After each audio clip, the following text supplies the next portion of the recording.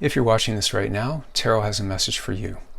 Think of the question or issue that's on your mind so that as I do the reading or read the messages that come through, you're able to make a connection with your own circumstances.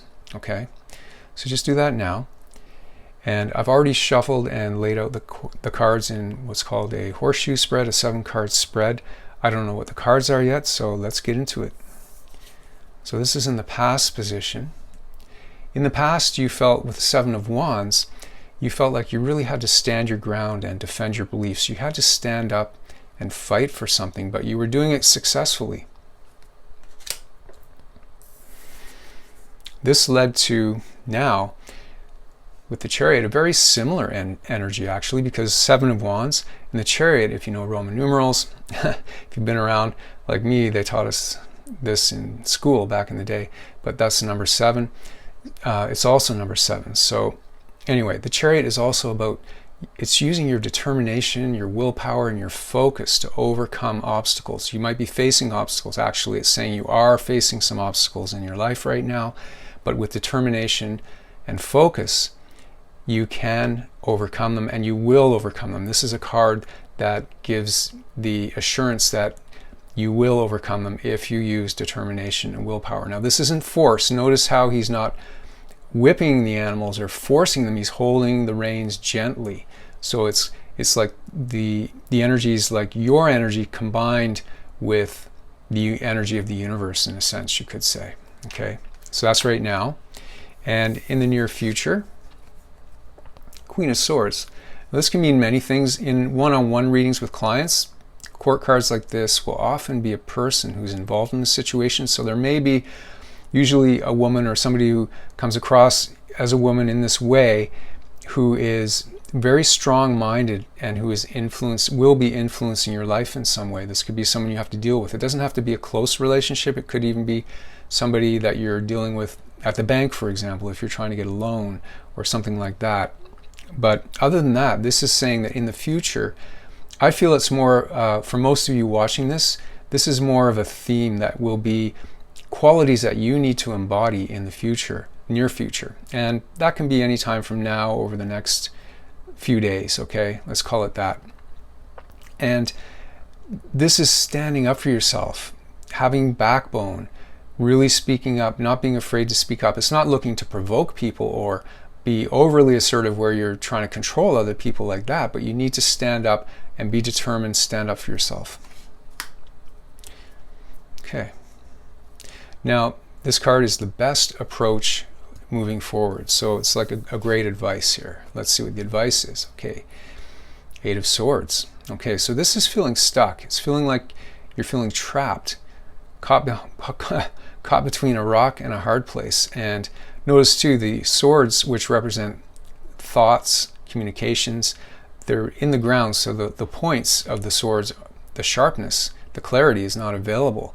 So, and you can also see that she could easily unwrap herself. If you look closely, it's not that tight, her binding, and there's also a little kind of an opening here, a doorway that she can walk out. So the trap is in the mind. The swords represent the mind and thoughts. Okay, so these are your own limiting beliefs, your own limiting thoughts. So the best approach forward is to start to recognize the ways that you limit yourselves with your thoughts, with your beliefs. Don't judge yourself for it. Just start to be more aware of what these thoughts might be when they happen in the moment. You don't have to go digging them up. Just notice throughout the day and you will see them.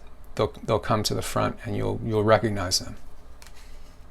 So that's the best approach forward, to start recognizing how you hold yourself back. And in the atmosphere, in the environment, 7 of Swords. So this can be a little bit of a challenging card in a way. That something around you, it might be that somebody isn't being completely transparent. Somebody might be a little bit devious in your life right now that you have to watch for. But it's also saying that in your case, you need to use a great deal of diplomacy. You need to use a great deal of tact when dealing with a certain situation, okay? And cunning even, holding your cards close to your chest. Okay, the challenge is Three of Cups. This is joy, celebration, feeling happiness with others as well. So this is a challenge. The challenge is to allow yourself to feel this joy in life, to feel the warmth and the celebration of any connections you have with other people, to not take it for granted, to enjoy those spontaneous moments when they happen, when maybe you bump into a friend somewhere, or people in your family, you just get together quickly and you have a nice brief window where you're able to connect with each other, and just savor that.